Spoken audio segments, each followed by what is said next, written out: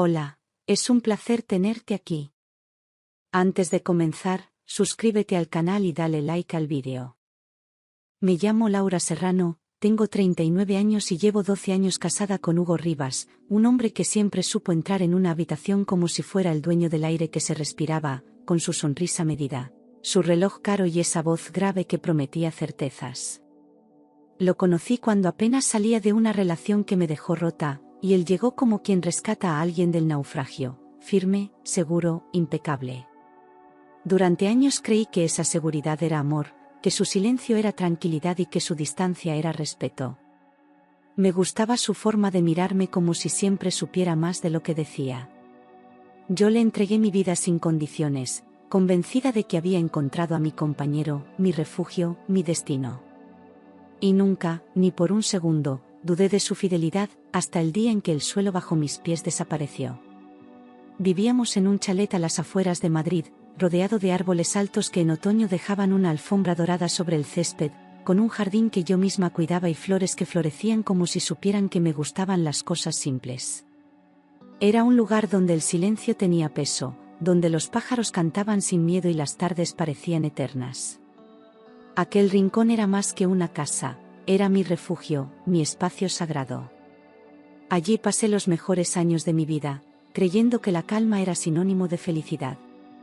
Hugo decía que parecía un cuento, y yo me lo creía. Pero con el tiempo, Hugo empezó a decir que el chalet estaba demasiado lejos de todo, que Madrid se movía sin nosotros, que él necesitaba volver a sentir la ciudad. Hablaba de exposiciones, reuniones, cafés, gente. Más cerca de la vida, del trabajo, del arte, decía, mientras yo lo escuchaba desde la cocina, sin entender por qué lo que era suficiente para mí ya no lo era para él. Me hablaba con entusiasmo, con ese brillo en los ojos que antes solo tenía cuando hablaba de nosotros. Decía que era un nuevo comienzo, una evolución natural. Y yo, por amor, decidí no contradecirlo. Pocas personas entienden lo que es renunciar a un hogar sin tener el corazón roto. Yo lo hice con una sonrisa ensayada, diciendo que sería bueno el cambio, que tal vez necesitábamos algo nuevo. Pero por dentro, sentí que me arrancaban algo que llevaba cosido al alma.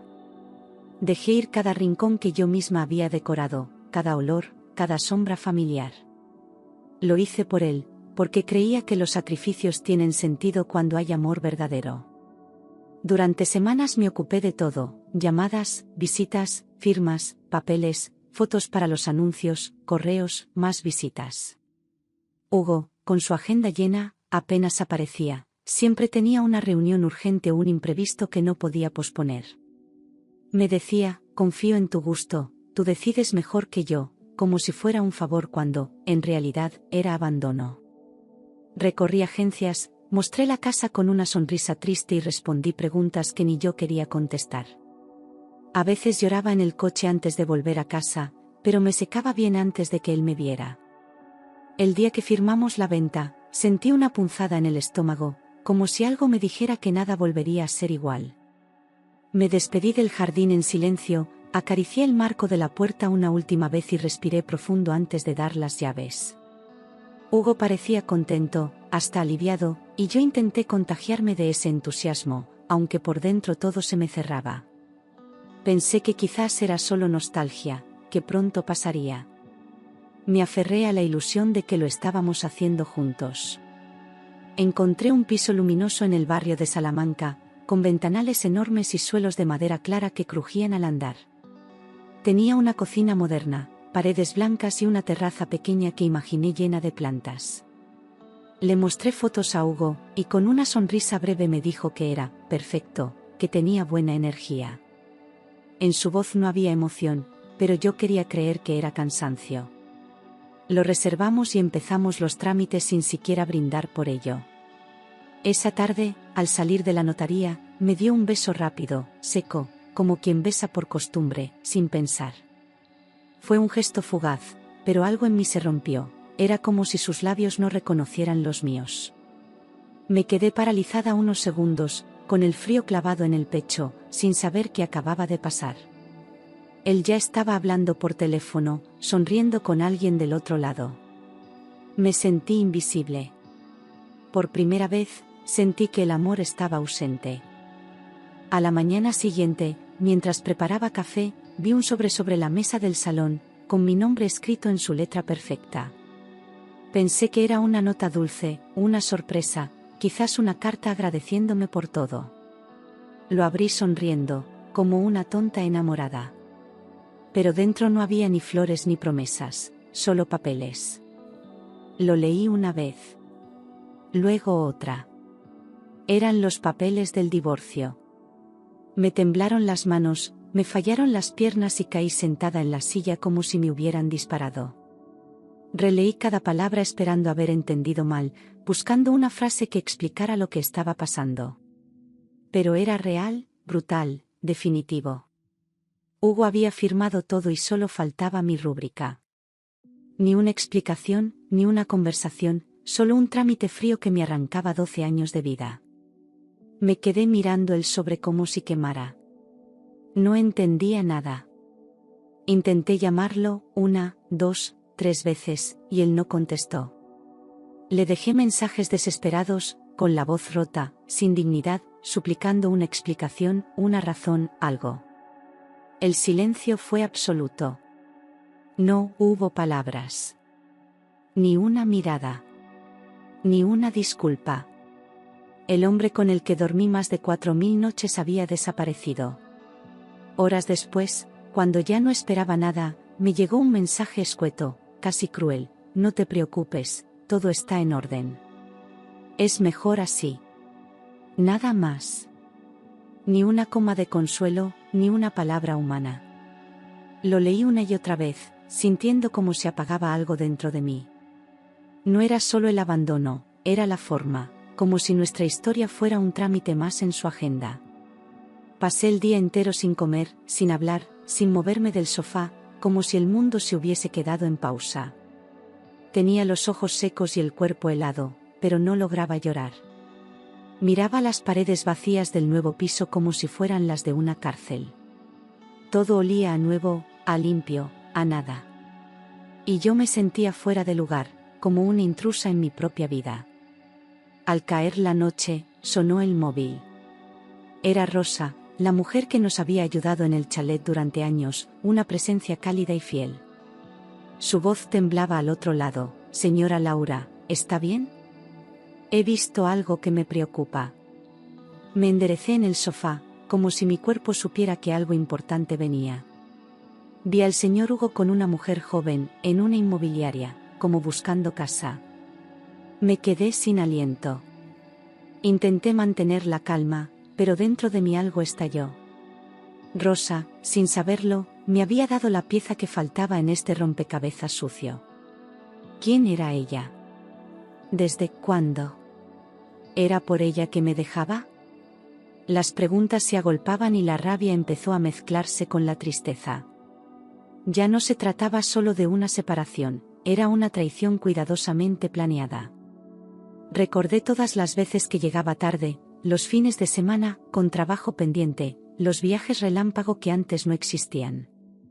Todo empezó a encajar con precisión cruel. No estaba confundido. No era una crisis. Era una estrategia.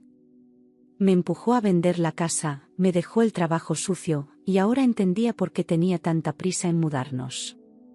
Me había usado. No necesitaba más pruebas. Había otra mujer. Y él, el hombre que prometía lealtad con esa voz cálida, había estado construyendo otra vida a mis espaldas. Una vida nueva, con otra cara, otra cama, otro futuro. Sentí rabia, sí, pero más que nada una herida sorda, honda, que me atravesaba el pecho como hielo. Me di cuenta de que nada de lo que viví con él fue real. Aún así, reuní fuerzas, empaqué mis cosas y me mudé al piso nuevo. No quería irme con mis padres, no soportaba la idea de que alguien me viera como una mujer abandonada. Prefería el frío de lo desconocido al calor de la compasión. Llevé mis libros, mis fotos, mi ropa, y un corazón roto escondido entre cajas. En silencio, crucé esa puerta decidida a no caer. El primer día en el nuevo piso fue como entrar en un decorado vacío, todo limpio, todo en su sitio, todo sin alma. Cada objeto parecía prestado, como si yo no tuviera derecho a estar allí. Caminé por las habitaciones sin tocar nada, como si temiera ensuciar una mentira ajena. No había huellas de amor, ni de historia, ni de hogar. Solo paredes blancas y frío. En la cocina, mientras buscaba algo para distraerme, encontré un sobre arrugado dentro de un cajón. Era una factura de una tienda de decoración, con fecha de hacía una semana. La miré sin entender, y entonces vi el nombre de Hugo al pie del documento. Él había estado allí, decorando ese piso. Días antes del divorcio. Sin decirme nada. La factura tenía el nombre y dirección del nuevo piso. No solo había estado allí, había comprado cosas, elegido muebles, planeado detalles. Lo hizo todo mientras dormía a mi lado, mientras fingía que aún éramos un nosotros. De repente, comprendí que no solo me había traicionado con otra mujer, sino que también me había borrado de su futuro en silencio. Como si yo nunca hubiera existido. Me senté en el suelo del salón, con la factura aún en la mano, y lloré como no había llorado nunca. No eran lágrimas de tristeza, sino de rabia, de impotencia, de humillación acumulada. Lloré por todo lo que no vi, por todo lo que me callé, por todo lo que creí. Lloré hasta quedarme vacía, sin voz, sin aire, como si estuviera pariendo una nueva versión de mí. Cuando por fin me sequé la cara, algo en mi mirada había cambiado. Al día siguiente, llamé a Carlos, un viejo amigo de la universidad que ahora trabajaba en un bufete en el centro. Me recibió con calidez, con ese respeto silencioso que solo tienen los que te vieron feliz alguna vez. Le conté todo, sin omitir nada, dejando que las palabras salieran como un torrente desbordado. Él me escuchó en silencio, tomando notas, asintiendo de vez en cuando. Al terminar, me dijo, vamos a ver qué se puede hacer. Carlos revisó los papeles de la venta del chalet y los del nuevo piso con la precisión de un cirujano. Me explicó que todo estaba en orden, que la compraventa se había hecho legalmente y sin errores.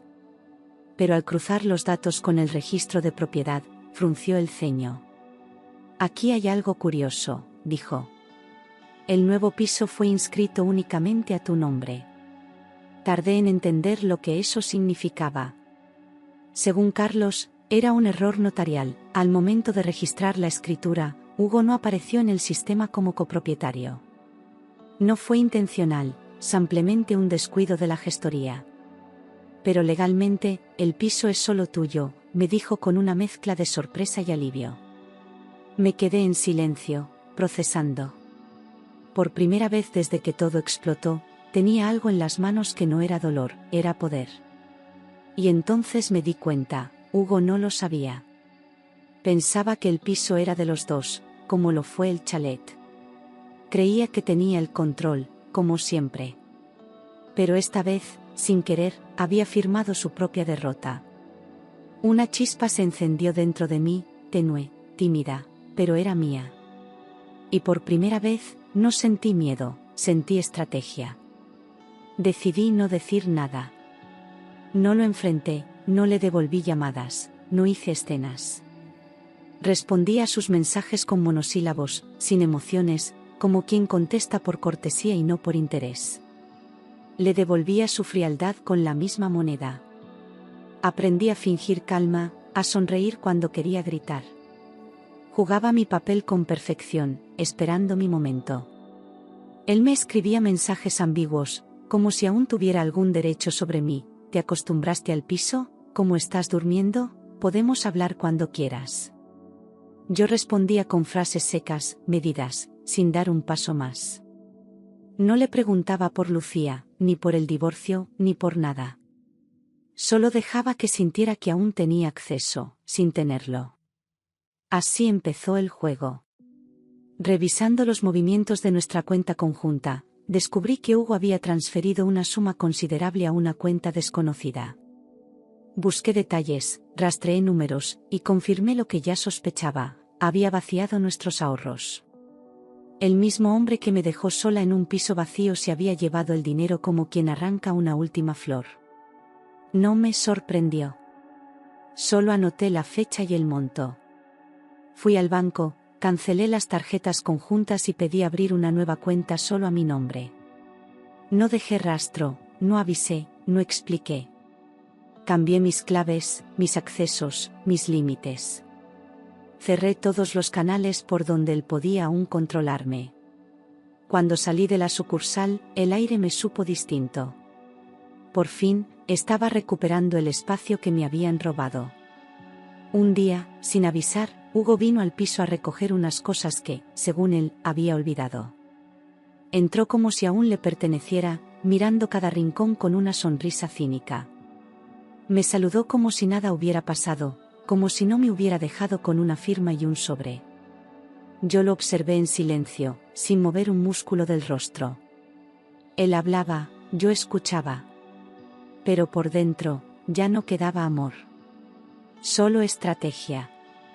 Se sentó en el sofá como si aún fuera suyo y me dijo, con esa voz tranquila que siempre usaba para suavizar golpes: espero que no te lo tomes mal, Laura. Las cosas se acaban. A veces es mejor así, antes de que se pudran. Lo miré sin pestañear, sin permitir que viera ninguna emoción en mí. Hablaba con la seguridad de quien cree haber salido ileso. Yo ya no era la misma mujer que dejó. No levanté la voz, no lloré, no hice preguntas. Solo le respondí: no te preocupes. Ya nada me sorprende. Se quedó mirándome un segundo más de la cuenta, quizás esperando un grito o un reproche. Pero yo me mantuve firme, como una estatua. Porque entendí que el silencio, cuando se usa bien, puede ser el golpe más certero. Y él lo sintió. Días después, vecinos del antiguo chalet me escribieron por redes sociales. Me contaron que Hugo iba casi todos los días con una mujer rubia, joven, muy guapa, en un coche deportivo gris. Parece que se han mudado juntos, me dijo uno, sin saber el daño que sus palabras podían hacer. No respondí. Guardé cada dato como si fueran piezas de un puzzle que ya conocía de memoria. No reaccioné. No fui a buscarlos. No le escribí a ella. No caí en la trampa de los celos ni del orgullo herido. Me repetía cada mañana: el tiempo trabaja para ti, no lo arruines. Canalicé la rabia en rutinas nuevas, en salidas con amigas, en silencio calculado. Él creía que me había destruido, pero solo me había despertado. Carlos me llamó con novedades. Había encontrado una solicitud de préstamo a nombre de Hugo, firmada hacía pocos días. Lo había hecho con un banco pequeño, confiando en que los bienes compartidos avalarían el crédito. Incluyó el piso en la declaración de garantía, me dijo Carlos. Me reí por dentro. Él seguía creyendo que ese lugar le pertenecía. No tenía ni idea. Entre los documentos, efectivamente, el piso estaba señalado como propiedad conjunta. Hugo había firmado esa declaración falsa con total seguridad. Su error no fue legal, fue emocional. Pensó que yo seguiría siendo la misma de siempre. Que aún podía mover hilos sin consecuencias. Pero esta vez, había apostado con las cartas equivocadas. Y yo no pensaba avisarle. No le dije nada. Dejé que creyera que todo seguía como él imaginaba. Cada vez que me escribía, le respondía con cortesía neutra, sin revelar nada. Carlos y yo reuníamos documentos, revisábamos fechas, preparábamos pruebas. Yo aprendí a disfrutar de mi silencio, a usarlo como escudo y como arma. Él no sabía que ya estaba perdido. Con el paso de las semanas, empecé a respirar mejor, a dormir de un tirón, a despertarme sin peso en el pecho. Volví a salir, a reírme de cosas pequeñas, a comer sin que la comida me supiera a cartón. Recobraba el control sobre mi cuerpo, mi casa y mi mente. La tristeza se convirtió en fuerza. La herida aún dolía, sí, pero ya no sangraba. Una tarde, mientras revisaba fotos antiguas, entré por curiosidad en las redes de un conocido. Y ahí estaban, Hugo y Lucía, en una cena elegante, abrazados, sonriendo como si el mundo les perteneciera. Ella era rubia, joven, con ojos grandes y piel perfecta. Él parecía orgulloso, feliz, confiado. Guardé la imagen sin pestañear. No para hacerme daño, sino para recordar por qué no podía perdonar. No lloré. No grité. No rompí nada. Solo cerré el portátil y me senté en el suelo, respirando hondo, sintiendo como una rabia tranquila y helada me invadía. No era furia ciega, era una claridad brutal. Ya no había espacio para la duda, ni para la esperanza. Solo quedaba avanzar. Y esta vez, sería yo quien diera el último golpe. Mandé reformar el piso. Cambié los muebles, pinté las paredes, puse alfombras nuevas y llené la terraza de flores. No lo hacía para él, ni para borrar el pasado, sino para reclamar mi espacio, para convertir esa trampa en un refugio propio. Cada cambio era una declaración silenciosa: esta es mi casa, no la vuestra. Me ocupé de cada rincón como si estuviera reconstruyéndome desde dentro. Porque, de alguna manera, lo estaba haciendo. Con Carlos, registramos oficialmente la propiedad a mi nombre.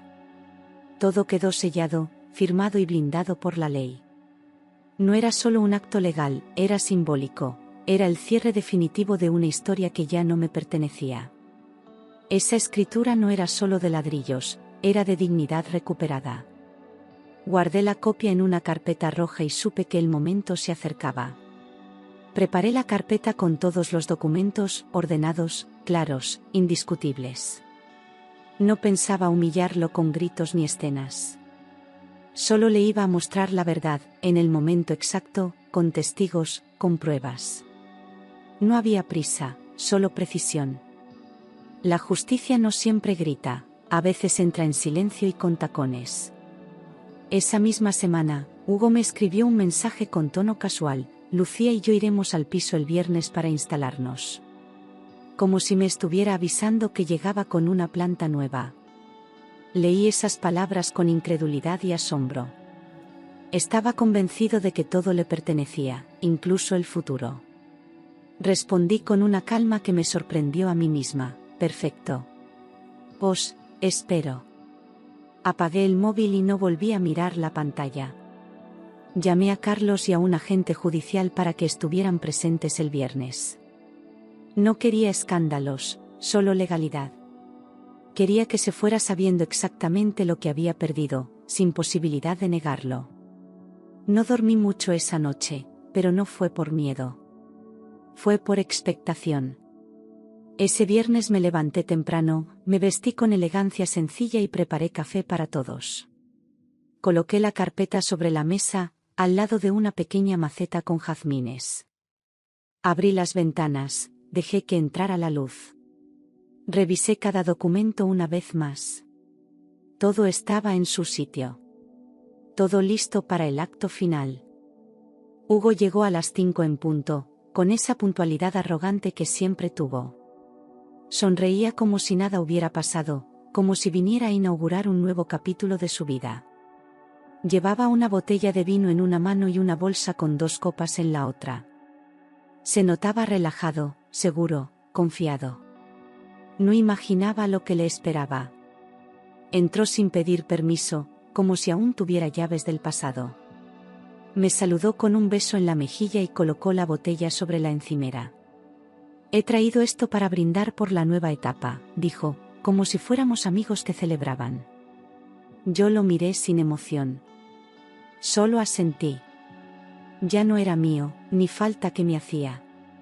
Sé que no ha sido fácil para ti, empezó, con ese tono condescendiente que usaba cuando quería parecer noble. Pero a pesar de todo, siempre serás parte de mi vida. Lucía vendrá en unos minutos. Quiero que todo sea en paz, civilizado. No tenemos por qué pelearnos. Cada palabra era un monumento a su ego. Pero pronto, todo cambiaría. Le sonreí suavemente y le señalé la mesa. Claro, Hugo. Siéntate, quiero mostrarte algo. Se acomodó frente a mí, con las piernas cruzadas y esa media sonrisa que tanto había odiado. Abrí la carpeta con calma y deslicé hacia él el primer documento. Léelo con atención, dije, sin elevar la voz. El golpe no era lo que le iba a decir. Era lo que iba a descubrir. Le entregué la copia del registro notarial con mis iniciales marcadas en amarillo y la escritura sellada. No dije nada más, no lo miré a los ojos. Solo observé cómo sus manos, siempre seguras, temblaban ligeramente al tocar el papel. El silencio en la sala era total, como si el tiempo esperara su reacción. Aquel sobre contenía más que documentos, era el final de su fantasía. Hugo leyó en silencio, sin interrumpir, con el ceño fruncido y la mandíbula cada vez más tensa. Pasaba las hojas lentamente, como si esperara encontrar un error, una cláusula escondida que lo salvara. Pero no había nada. Cada línea era clara, definitiva, legal. Cuando llegó a la última página, me miró, confundido, herido, sorprendido como un niño al que le han quitado un juguete. ¿Qué significa esto?, preguntó, alzando el tono por primera vez, como si el mundo no tuviera sentido. Su seguridad se rompía en cada palabra. Lo tenía todo planeado, el piso, Lucía, su nueva vida. Pero la base de ese castillo se desmoronaba frente a él. Y yo, sentada con las piernas cruzadas, le respondí con una calma que aprendí a la fuerza. Significa que este piso es solo mío. Tú lo firmaste así. Yo no he hecho trampas, solo he leído con atención. Sus ojos se abrieron con una mezcla de incredulidad y furia. Intentó hablar, pero no le salió ninguna palabra coherente. Se volvió hacia el notario, hacia el agente judicial, buscando algún resquicio de error. Pero ya no había escape. Estaba atrapado por su propia arrogancia. Y justo en ese instante, Lucía apareció en la puerta, sonriente, con 2 maletas y un ramo de flores en los brazos.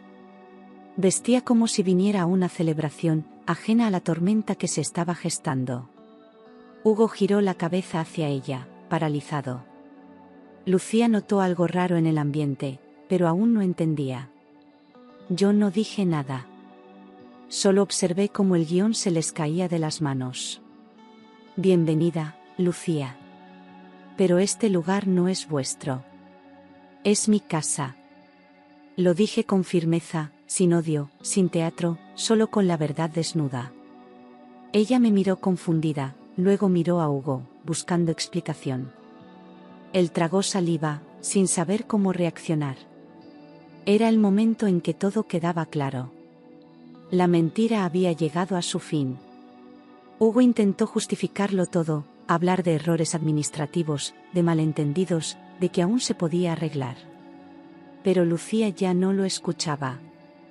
Lo miraba como si lo viera por primera vez, como si algo dentro de ella se rompiera también.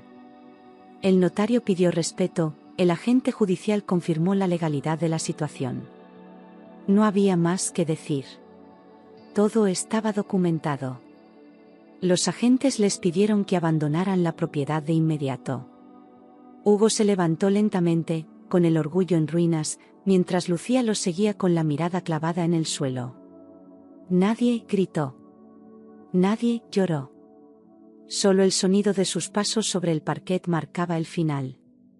Cuando cruzaron la puerta, yo supe que nunca volverían a entrar. Solo se oía el ruido del ascensor al cerrarse tras ellos. Un zumbido breve, metálico, seco. Me quedé de pie, respirando hondo, sin moverme, dejando que el eco del momento se grabara en mi cuerpo.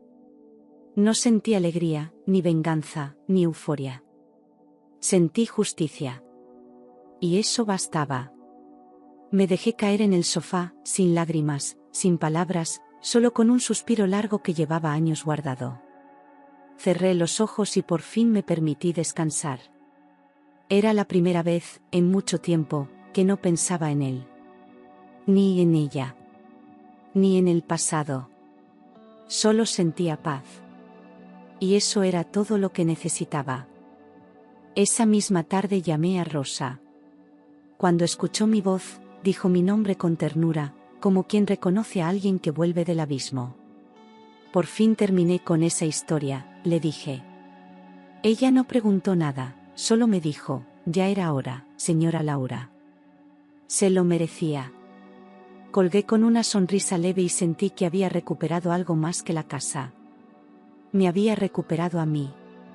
Pinté las paredes de colores cálidos, llené el balcón de flores, colgué cortinas que bailaban con la brisa y encendí velas por las noches, solo para mí. Cada detalle del piso se convirtió en una extensión de mi nueva vida, sin permiso de nadie. Empecé a cocinar lo que me gustaba, a leer en voz alta, a bailar descalza en el salón. No necesitaba testigos, ni explicaciones. Solo libertad. Meses después, lo vi sentado en una cafetería del centro, solo, con el rostro más delgado, la piel cansada y la camisa arrugada. No me vio, pero yo me detuve unos segundos a observarlo. Ya no me dolía. Ya no era mío. Era solo un hombre que eligió mal y lo pagó caro. Seguí caminando sin volver la vista. El pasado no tiene poder si no lo alimentas. Ese día comprendí que, a veces, perderlo todo es la única forma de encontrarte de verdad. No me quedé con rencor, ni con odio, ni con tristeza. Me quedé conmigo. Y eso fue más que suficiente. Porque el amor que me faltó en aquellos años, ahora me lo daba yo, entera. Y por fin, sin miedo, volví a vivir. A veces me pregunto cuánto de mí murió con aquella versión de Laura que creyó que el amor era sacrificio. No me arrepiento de haber amado, pero sí de haberme olvidado en el proceso. Ahora entiendo que quien te ama no te reduce, no te esconde, no te silencia. Aprendí a escuchar mi voz sin miedo, a mirar mi reflejo sin sentir vergüenza. Y eso, aunque nadie lo vea, es una victoria. Volví a escribir en mi diario, aquel que había guardado hace años cuando pensé que ya no tenía nada nuevo que contar. Las páginas ahora se llenan de cosas pequeñas, una canción que me gustó, una comida que cociné sin prisa, una conversación con Rosa que me hizo reír. Son detalles mínimos, pero construyen algo más grande. Mi paz no grita, pero se siente. A veces Lucía aparece en mis pensamientos, no con odio, sino con una mezcla de lástima y comprensión. Ella también fue engañada, utilizada, arrastrada a un juego que no empezó. No la culpo. Cada una de nosotras tuvo que romper su propio espejo para verse con claridad. Y si algún día coincidimos, no habrá rencor. Solo dos mujeres que sobrevivieron al mismo naufragio. Hugo desapareció de mi vida como una tormenta que, después de arrasar, se retira en silencio. Ya no busco saber nada de él. No me interesa si volvió con Lucía, si la perdió, si se arrepiente. El castigo más justo para alguien como él no es el escándalo, es la irrelevancia. Y yo ya no vivo en función de sus decisiones. Vivo para mí. Mi piso ahora huele a jazmín, a pan recién hecho, a café por las mañanas. No hay gritos, ni dudas, ni puertas cerradas con rabia. Hay libros abiertos, plantas creciendo, música suave al caer la tarde. Me despierto sin sobresaltos y duermo sin fantasmas. Convertí el lugar donde fui abandonada en el lugar donde volví a nacer. Rosa viene cada domingo con pan casero y chismes del barrio. Charlamos horas, reímos, recordamos sin dolor. Ella me recuerda que no estoy sola, que los lazos verdaderos no se rompen con un divorcio. A veces le digo que, sin saberlo, fue mi ancla en medio del caos. Me abraza sin decir mucho. Y yo la abrazo de vuelta con todo lo que me queda. Recuperé mis fotos antiguas, incluso las que tenía con Hugo.